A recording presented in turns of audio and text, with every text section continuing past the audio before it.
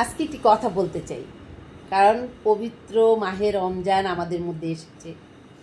রমজান চলে যাচ্ছে, কিন্তু সবাই অনেক আনন্দ করবে, উল্লাস করবে, হ্যাঁ, তারপর হচ্ছে ফ্যামিলিদের সাথে মেতে থাকবে। শুধুমাত্র একটিমাত্র মানুষ আমাদের বাংলাদেশে রয়েছে যারা আনন্দ করতে পারবে না। তারা কি জানেন? তারা হচ্ছে আমাদের প্রবাসে থাকা ভাইদের বউরা। কারণ ওদের মতো দুঃখী আসলে কেউ নেই। কারণ তারা হচ্ছে তাদের স্বামী দেশের বাইরে থাকে, তাদের প্রিয় মানুষটা দেশের বাইরে থাকে, তাদের মনটা পড়ে থাকে সেখানে। তাদের যদি একটা শাড়িও কিনা হয়, সেই শাড়িটা ভাগ ভেঙে পরা হয় না।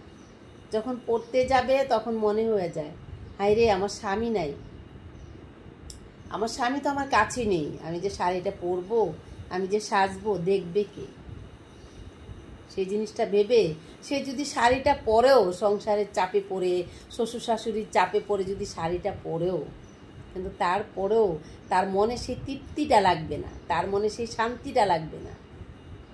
সে যে এক জায়গায় বসে তার স্বামীর জন্য একটু অনুশোচনা করবে, স্বামীর জন্য একটু কষ্ট পাবে, সেটুকু সময়ও প্রবাসীর বউরা পায় না। কেন জানেন?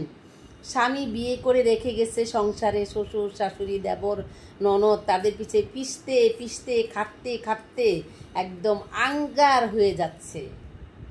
কিন্তু কার জন্য? স্বামীর জন্য এসেছিল, স্বামীর হাত ধরে এসেছিল শ্বশুর বাড়িতে।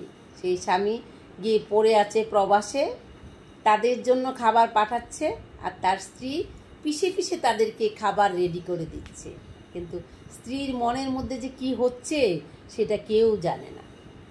একজন নারী নতুন বয়সে, উটনি বয়সে, যৌবন বয়সে স্বামীকে ছেড়ে থাকাটা একটা নারীর যে কতটুকু কষ্ট, স্বামীকে না দেখে থাকা, স্বামী দূরে থাকা, স্বামী কাছে না থাকা, স্বামীর আদর না পাওয়া, একটা নারীর যে বুকে কতটুকু কষ্ট, যে নারীটা থাকে শুধুমাত্র সেই বুঝতে পারে, আর কেউ বুঝতে পারবে না। প্রবাসীর বউরা সাজলেও তাদের দোষ, না সাজলেও তাদের দোষ, কোথাও বেড়াতে গেলেও দোষ, বেড়াতে না গেলেও দোষ, ভালো কাজ করলেও দোষ, খারাপ কাজ করলেও দোষ, সব দিকে শুধু দোষ আর দোষ আর দোষ।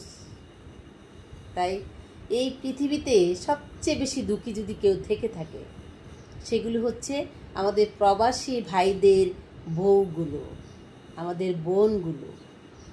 সেই বোনদেরকে বলবো, আমার ভিডিওটা যদি তোমাদের চোখের সামনে পড়ে, তাহলে তোমরা তোমাদের স্বামীদেরকে দেশে নিয়ে আসো, এনে স্বামীকে বুকে নিয়ে ঢাল ভাত খাও, স্বামীকে বুকে নিয়ে আলু ভর্তা দিয়ে ভাত খাও, ডাল দিয়ে ভাত খাও, বছরে দুটো কাপড় পরো, তাও ভালো। কিন্তু স্বামীকে এইভাবে আর দূরে ফেলে রেখে আর কষ্ট পেও না। সন্তান যদি থাকে তাদেরকেও কষ্ট দিও না। জীবন আমাদের ছোট্ট একটা জীবন, পুড়িয়ে যাচ্ছে, পুড়িয়ে যাচ্ছে আমাদের জীবন। কখন যে আমরা আমাদের প্রাণ পাখিটা উড়ে চলে যাবে কেউ জানে না। টাকা টাকা মানুষ কামাই করতে পারে, কিন্তু টাকা দিয়ে মানুষে কখনো সময় কিনতে পারে না। টাকা দিয়ে মানুষ কামাই করতে পারে, কিন্তু টাকা দিয়ে মানুষ সময় কিনতে পারে না। নিজের জীবনের মূল্যবান সময়গুলো শেষ হয়ে যাচ্ছে, নিঃস্ব হয়ে যাচ্ছে। তাই তোমরা তোমাদের স্বামীদেরকে তোমাদের ভালোবাসা দিয়ে দেশে ফিরিয়ে নিয়ে আসো, আর বাকিটুকু জীবন যতটুকুই তোমাদের আছে ততটুকু সুখে কাটানোর চেষ্টা করো। সবাই ভালো থাকবেন, আর আমার ভিডিওটা বেশি বেশি করে শেয়ার করে দিবেন, যেন আমার বোনদের কাছে পৌঁছে যায় আর আমার প্রবাসী ভাইদের কাছে পৌঁছে যায়।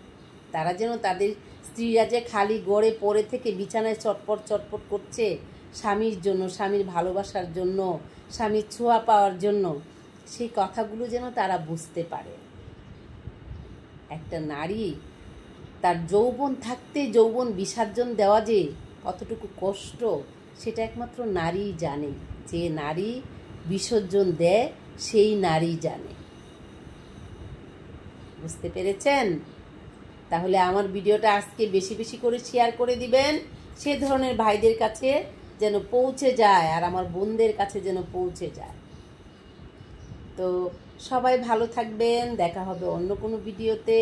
সেই পর্যন্ত আল্লাহ হাফেজ, টাটা।